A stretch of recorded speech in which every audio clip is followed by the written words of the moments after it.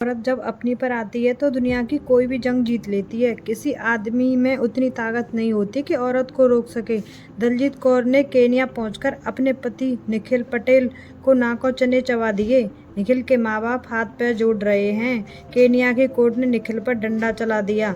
जी हाँ, निखिल दलजीत को हल्के में लेने की भूल कर बैठे। कुछ दिन पहले निखिल ने दलजीत को धमकी दी कि और कहा कि वह कोनिया में पड़ा उसका सामान घर से निकालकर दान कर देगा और साथ ही वह जो एक्स्ट्रा मैरिटल अफेयर को लेकर बयान दे रही है उस पर कानूनी कार्रवाई करेंगे। निखिल को लगा कि दलजीत दूसरे देश में उनका बाल भी बांका नहीं कर सकती, लेकिन हो गया इसका उल्टा। केन्या पहुंची दलजीत ने क्या किया है, चलिए बताते हैं। दलजीत केन्या की कोर्ट में गई और उन्होंने निखिल के खिलाफ सारे सबूत पेश किए। दलजीत ने साबित किया है कि उनकी और निखिल की शादी भारतीय रीति रिवाजों से हो चुकी है और दोनों पति पत्नी हैं। इसके बाद कोर्ट ने फैसला सुनाते हुए कहा कि निखिल दलजीत को घर से बाहर नहीं निकाल सकते।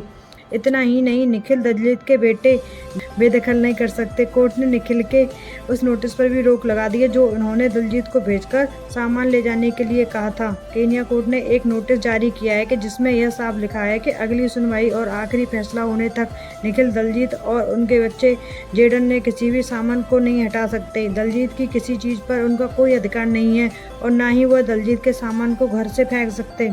कोर्ट का यह ऑर्डर मिलने के बाद दलजीत ने एक पोस्ट में बताया है कि निखिल के माता पिता ने उनके माता पिता के आगे हाथ जोड़े और माफ़ी मांगी, लेकिन उनका बेटा निखिल अब भी झुकने को तैयार नहीं है।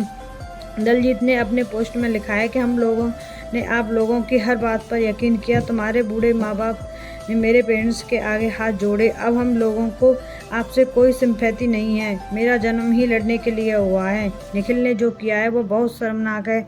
सच कहूँ तो उसे यह नहीं कहा कि हमारे भी बच्चे इन सब इवॉल्व को किसको पता था कि यह सब होने वाला है। दलजीत ने निखिल पर आरोप लगाया कि शादी के बाद किसी महिला से उनका एक्स्ट्रा मैरिटल अफेयर चल रहा है और वह उसी महिला के साथ घर में रह रहे हैं। फिलहाल दलजीत ने अपनी पहली जंग जीत ली है।